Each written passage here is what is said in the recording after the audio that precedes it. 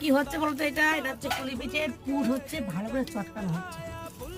এটাকে নারকেল গুড় দিয়ে চিনি দিয়ে কড়াইতে করে ভাজা ভাজা হয়েছে।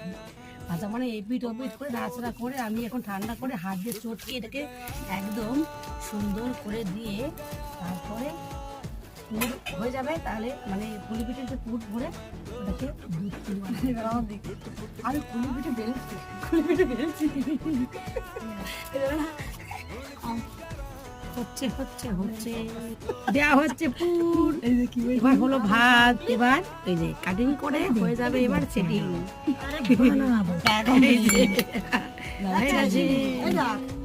এবার মুখটা একটু বন্ধ করে দিলে হাত দিয়ে চেপে চেপে আঙুল দিয়ে চেপে চেপে তাহলেই হয়ে যাবে, বুঝেছো? মাজা মাজা দিলাম মুখটা বন্ধ করে।